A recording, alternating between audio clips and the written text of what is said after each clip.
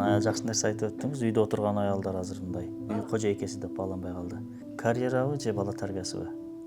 Аялдарга кандай кеңеш бересиз? Бул нерсе коомдун деңгээлин аныктайт да. Анан көбүнесе аял адамдын камсыз болушун дагы талап кылат. Эгер биз аял катары үй жайыбыз болсо, биздин базовый муктаждыктар деп коет, базалык муктаждыктар, тамак ашыбыз белем болсо, анан бир аптада бир жолу эс алып жапамкына барып келейин десе макул десе, анан дагы кандай эмне кыласың, кандай кемчилигиң бар деп сурап турса, көпчүлүгү эле аялдар андай иштегенге муктаж болбойт. Биринчиден.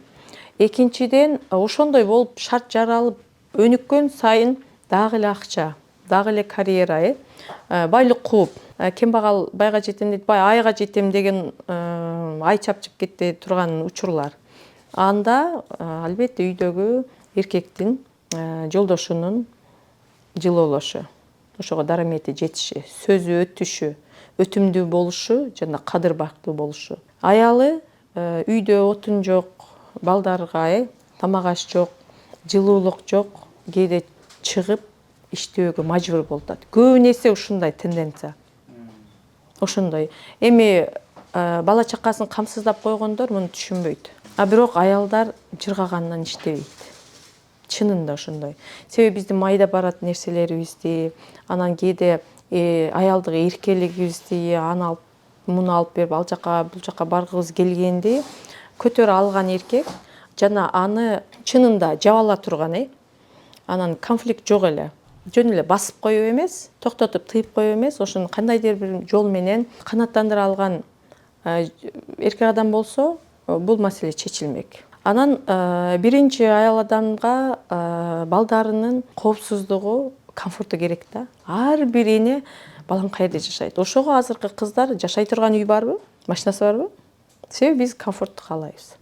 Сен мага турмушка чыкпай атасың, мен үйүмө турмушка чыгасыңбы деген бир жагы ар бир чымчык уясы болсо дейт да. Мен балдарым кайда жашайт дейбиз да, биз балдарыбызга шарт болушун каалайбыз. Ошого шарт болбой калса, биз зарыкканда жумушка чыгууга мажбур болобуз. Бул зарылчылыктан.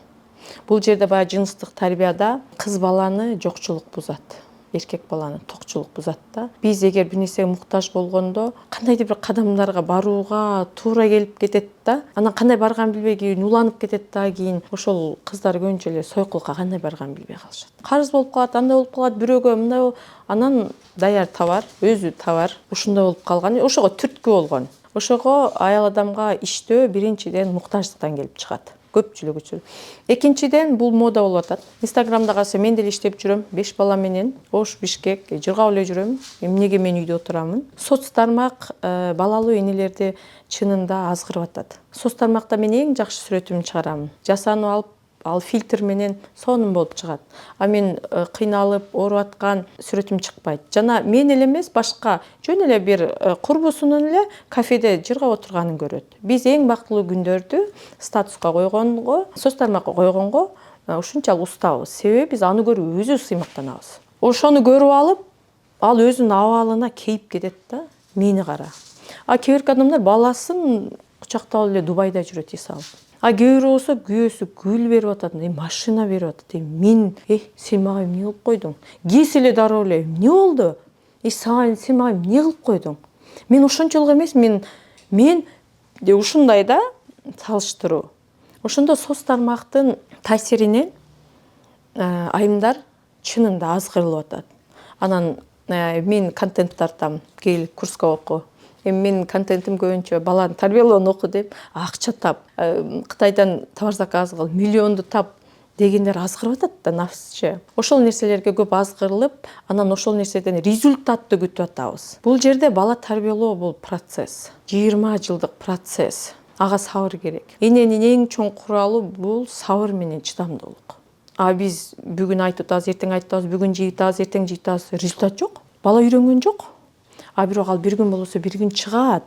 Чыкканда ал түбөлүк чыгат. Ахиретте чыгат. Ага арканды узун таштабай атабыз да. Күнүмдүк результат жок болуп калат. Биз азыр результатка эркектердин мышлениесин өтүп кетип атабыз да. результат керек. Төбөсү менен жер казса дагы акча табыш керек дегенчи. А биздин эмгегибиз аябай оор, аябай эбегейсиз, бирок анын дарамети аябай күчтүү экенин унутуп калып атабыз. Себеби Алла Таала бейиштин эшиги кимге ачылат? Мисалы, эң жогорку даражада ким турат? Пайгамбар саллаллаху алейхи вассаламбы, же олуялар турабы, же бейиш эркектердин колундабы? Жок. Бейиш энелердин таманынын астында. Бул деген сөз биз кечке тынбай чынында чарчайбыз. Кечке эмне кылганыбызды билбейбиз. Кеч иштен келген адамга анам иштеп чарчап турабыз да. Ошого бул жерде биз өзүбүздүн баркыбызды, өзүбүздүн ушунчалык эмгегибизди өзүбүз баалабай атканыбыз. Анан азгырылып кетип атканыбыз байкалат. Эмне үчүн мурунку 15 баланы баккан энелер андай депрессияга түшкөн эмес? 12 баланы чоңойткондор анчалык эле кейиген эмес, Себеби алар бала менен үйдө олтурду, өзүнүн турмушу менен алып урушуп, аларды чоңойтконго чейин бирөөнүн турмушун караганга чоло тийген эмес, салыштыргангачы. Анан качан балдар чоңойгондо, анан байбиче болуп чыгып, эми анда болот. Анда балдар чоңойгондон кийин бардык нерсеге жетишсе болот экен да. Биздин жаш келиндерди, жаш энелерди азгырган нерселер ушулар. Эми анда силер деле чыкпай койбойсуңарбы деп, биз ушундай бала менен аябай ийгиликтүү болуп атабыз, биз иштеп атабыз деп бизге дагы суроо беришет, мага деле суроо беришет. Бирок бул жерде аял адамга таалим бербесе, биз кээде эркек адамга барып таалим ала албай калабыз. Мен мисалы чынында бул студияга келип деле канча ойлондум. Кандай болот, эмне болот, туура келет, келбейт. Анан эң күчтүүлөр көбүнчө чынында эркек адамдар ар бир иштин майын чыгарат. Себеби алардын 100% фокус внимания иште болот. Хирургдар, эң кыйын хирургдар эркек адам. Бул бир жагы мээсинин дагы түзүлүшү, эркек адамдын бир оң жарым мээси менен чоң сол жарым шары алмак салмак иштейт да, бир фокус сөзсүз берилет. А биз аялдарда ошол экөө аралаш иштейт. Ошого бир эле убакта тамакты деле кыла беребиз, телефондо деле сүйлөшөбүз, баланы деле карап коебуз, күйөөбүздү деле жайгап коебуз. Бул биздин өзүбүздүн ошо процесске ыңгайлуу, негизи тиричилигибизге. А эркек адам бир максатты алсын, ошонун аягына чыгарсын, результатты чыгарсын. А бизде результат эмес, бизде көп иштүү, көп тармактуулук. Ушундайда биз өзүбүздүн таbiatыбызга жат нерсени алып атабыз. Анан жолдошубуздун алдына түшүп алып эле акча таап, анда ал өзүн керексиз сезип атат. Анда мен эмне керегим бар? Бул өзүн өзү эптесе, өзүн өзү бакса, анан ал өзүнө муктаж болгон башка бирөөгө карап атат. Ушул жерден эле экинчи аялга муктаждык. Үйдө мындай ичинен жарака кетип атат.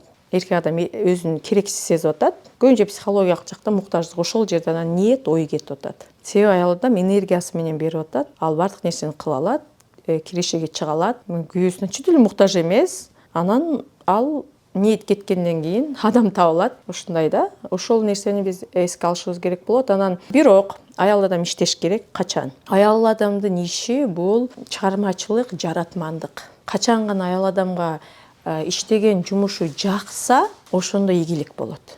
Ага результат айлык маанилүү эмес. Себеби биз мисалы көп аялдарды байкайбыз. Аз айлыкка деле бир коллективде иштей берет. Башка айлыкка өтпөйсүңбү? Ушул 10 миңге иштей бересиңби десе, жок. Ошол жер коллектив жагат да, ага жөн эле процесс жагат, иш кылуунун процесси жагат, адамдар жагат, мамиле жагат, удобно, комфортно деген сыяктуу. Андан 10 миң алып атканы маанилүү эмес. Анан күйөөсү айтат, кой, анан иштебей эле кой. Иштесең, 50 миң иштечи, иштебей эле кой десе, биздин табиатка да туура келбейт. Ошондой аял адам иштеш керек, качан өзүнө жаккан иште. Себеби өзүнө жаккан иште бир күн дагы иштебейт адам. Өзүңө жагып атса, иштеген болбойсуң да, рахат аласың, энергия аласың. Анан кайра бала тарбиялоого, үй бүлөгө бул залакасын тийгизбейт. Ошондо гана аял адам иштесе болот. Өзүнүн хоббиси, өзүнө жаккан нерсе. Себеби бала дагы, аял дагы сезимдер таласында жашайбыз биз. Биз сезип, бизге жакса сонун.